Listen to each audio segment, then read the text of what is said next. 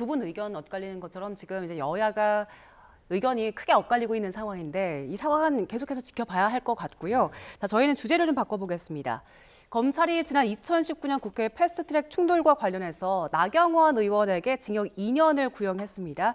민주당은 국민의힘에 법사위 간사직 추천 철회를 촉구했는데요. 관련 목소리를 정리해봤습니다. 듣고 오시죠. 이 사건이 매우 정치적인 기소였는데 지금 민주당이 사실상 의회 독재를 완성하려는 것에 검찰이 부하내동한 것이라고 봅니다. 지금 대한민국 국회에서 무엇이 어떻게 벌어지고 있습니까? 소수 야당의 모든 발언을 통제하면서 의회에서 일사천리로 표결이라는 형식의 강행 통과를 의회 독재를 지금 벌이고 있습니다. 저는 패스트트랙 기소의 가장 큰 부작용이라고 생각을 하고요. 의회를 이렇게 독재적으로 운영하는 민주당이 이제는 그 독재적 운영을 기초로 해서 사법까지 장악하려는 시도를 벌이고 있습니다. 그 어떤 궁색한 변명을 늘어놓는다고 해도 의원직 상실형만큼은 어떻게든 벗어나 보겠다는 모습으로밖에 보이지 않습니다. 나경원 의원이 있어야 할 곳은 법사위 간사 자리가 아니라 법정입니다. 법무부, 대검찰청, 대법원 등을 피감기관으로 두고 있는 법사위 간사에 나경원 의원이 선임되는 것은 심각한 이해충돌로 결코 있을 수 없는 일입니다. 네, 2019년에 그 국회 패스트트랙 충돌 사건이 있었고 여기에 대한 1심 결심 공판이 어제 나온 건데 검찰이 나경원 의원에게 2년을 구형했습니다. 2년 선고가 확정되면 의원직 상실하고 또 피선거권 또 10년 동안 이제 잃어버리게 되는 거잖아요. 어제 검찰의 구형에 대해서는 어떻게 보셨습니까? 지나치다고 보죠. 지나치다. 예, 재판도 오래 끄었잖아요. 뭐 기소하고도 5년 몇 개월을 껐는데 예. 당시에 패스트트랙 사건을 보시면요, 본질이 뭐냐 하면 당시에 그 선거법 개정안하고 공수처법 설치법안에 대한 반대인데 당시에 자유한국당 의원들이 그 회의 진행을 막기 위해서 통로에 앉아서 농성한 게 본질입니다.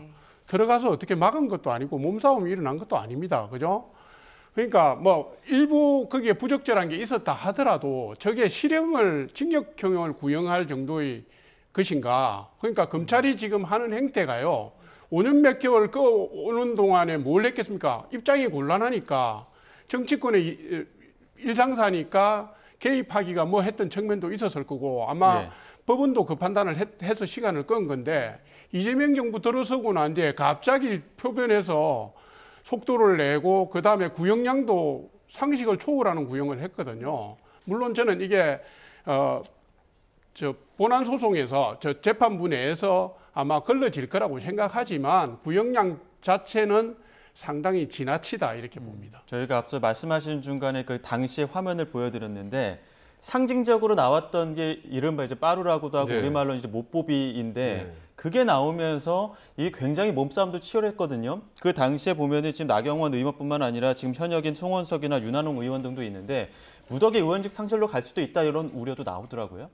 그렇습니다. 저도 생생하게 그때 저 장면이 생각나는데 뭐 빠루를 여성 국회의원이 들고 이렇게 왔다 갔다 하는 모습을 정말 살벌했거든요. 화면만 보면은.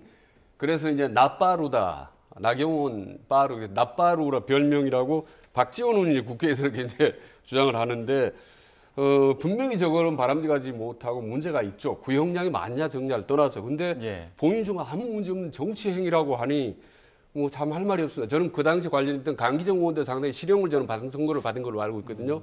근데 문제는 구형이 아니라 최종적으로 실형을 받을 때 뭐라고 할지 궁금해요. 만약에 나경원 의원이 무죄를 받으면 사법부는 살아있다 또 이렇게 얘기할 거 아닙니까?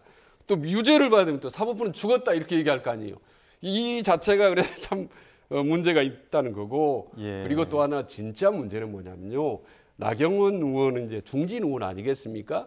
중진 의원의 정치적인 생명을 좌우하는 이 재판 이게 5년 10개월 동안을 지연되어 왔다? 이거는 그냥 가볍게 지나갈 일이 아닙니다. 심각한 문제입니다. 재판부가 혹은 대법원장이 맘만 먹고 눈으로 눈치담 하면 5년, 7년, 8년 끌 수도 있는 이 재판부. 이 사법부 개혁해야 되지 않겠습니까? 이거는 여야나 보수를 떠나서 지금 제대로 하지 않으면 이게 그대로 다음 정권, 예를 들면 민주당이 이제 야당이 될 경우도 혹은 국민의힘이 언젠가는 여당이 될 텐데 이거 똑같이 이 사건에 직면합니다. 그런 점에서 여야가 민주당 국민들 조금 한 발 물러나서 서로 이 사법 개혁에 대해서 진지하게 한 번쯤 고민하고 뭔가를 액션을 취할 때가 됐다라고 저는 보는 거죠. 11월에 1심 이제 재판이 있는 것 같고 그렇게 된다면 그 내년 6월 지선 있잖아요. 이때 영향을 미칠 것 같은데 어떻게 전망하세요? 아마도 지금 1심이니까요. 제가 볼 때 항소심 대법원까지 가려면 또 몇 년이 걸릴 겁니다. 예. 왜냐하면 지금의 국민의힘, 지금 현재 국민의힘 쪽 인사가 26명. 그 다음에 제가 알기로는 당시에 민주당 쪽 인사가 10명 정도가 기소가 예. 됐어요. 그러니까 재판 당사자가 워낙 많기 때문에 정인신문이라든가 이게 절차가 굉장히 오래 걸릴 수밖에 없었던 측면은 있습니다. 그렇다 하더라도 이게 너무 오래됐다. 6년 정도 왔으면. 그럼 지금까지 속도에 비추어 보면 항소심 가더라도 다시 정인 채택하고 신문하고 또 하면 제가 볼 때는 또 시간이 갈 겁니다. 그래서 이게 지방선거를 넘어서 다음 총선 전에 끝날 수 있을지 저는 모르겠어요. 예. 어렵다고 생각합니다.